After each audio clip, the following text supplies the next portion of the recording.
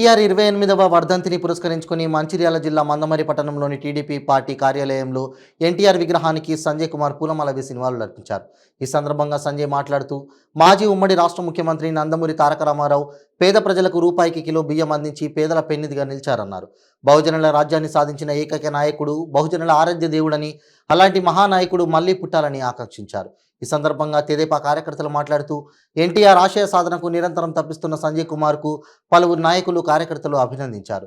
ఈ కార్యక్రమంలో రాష్ట్ర మహిళా ప్రధాన కార్యదర్శి ఎండి షరీఫా, జిల్లా నాయకులు వాసాల సంపత్, పట్టణ మహిళా అధ్యక్షులు ఆర్ జయ, కరిడే తిరుపతి, జిల్లా నాయకులు పెంచకల్ రాజేశ్వరరావు, కోవల కృష్ణయ్య, మండల నాయకురాలు సుగుణ, పట్టణ ఉపాధ్యక్షులు జూపక సంధ్య, కమల, మండల ఇన్ఛార్జి విజయగిరి శంకర్, గిరినాల శ్రీనివాస్, వడ్నాల సత్యనారాయణ, చాట్లపల్లి రాజేష్, నర్సయ్య, భాగ్య, జయ తదితరులు పాల్గొన్నారు.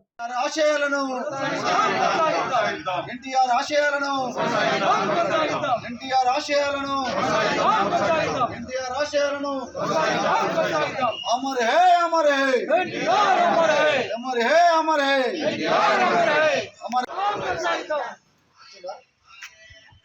एनटीआर एनटीआर एनटीआर एनटीआर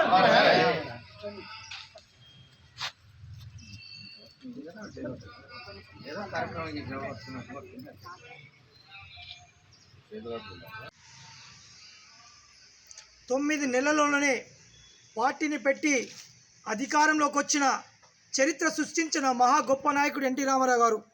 ప్రపంచంలోనే మరి గొప్ప గొప్ప నాయకుల స్థానాలలో చెప్పుకోదగ్గ పేరు మరి ఈ గొప్ప నాయకుడు ఎన్టీ రామారావు గారు. ఇప్పుడున్న రాజకీయ పరిస్థితులలో మరి ప్రతి ఒక్క నాయకుడు మరి ఎన్టీ రామారావు గారి ఆశయాలను కొనసాగిస్తే భవిష్యత్తు ఉంటే తప్పితే మరి లేదంటే అది తొందరలోనే వాళ్ళ యొక్క భవిష్యత్తు భూగర్భంలో కలిపోతుంది. ఇవాళ ఎస్సీ ఎస్టీ బీసీల కోసం పెట్టిన పార్టీ, 2 రూపాయలకు కిలో బియ్యం తీసుకొచ్చి పేద ప్రజలకు సన్న బియ్యం ఇచ్చిన పార్టీ తెలుగుదేశం పార్టీ. మరి పేదవాళ్లకు ఇల్లులు కట్టించిన పార్టీ తెలుగుదేశం పార్టీ. ప్రతి ఊర్లో రోడ్లు వేసిన పార్టీ తెలుగుదేశం పార్టీ. సింగరేణిలో రన్నింగ్ పెట్టి ఉద్యోగాలు ఇచ్చిన పార్టీ తెలుగుదేశం పార్టీ. మరి అట్టి నాయకుడు 28వ వర్ధంతిని పురస్కరించుకొని ఇవాళ ఎన్టీఆర్ ఆశయాలను కొనసాగించాలని చెప్పి టీఎన్టీసీ మందమరి కార్యంలో గొప్పగా ఇవాళ సెలబ్రేట్ చేసుకోవడం జరుగుతుంది. మేము కోరుకునేది ఒకటే, ప్రజలందరూ ఆలోచించాలి, ప్రజల నాయకులు ఎవరు, మరి స్వార్థపరులు ఎవరు, మరి అట్లాంటి గొప్ప నాయకుడు మళ్ళీ పుట్టాలని చెప్పి కోరుకుంటూ ఈ అవకాశం ఇచ్చిన మీడియా సోదరులందరికీ ధన్యవాదాలు తెలియజేస్తున్నాను.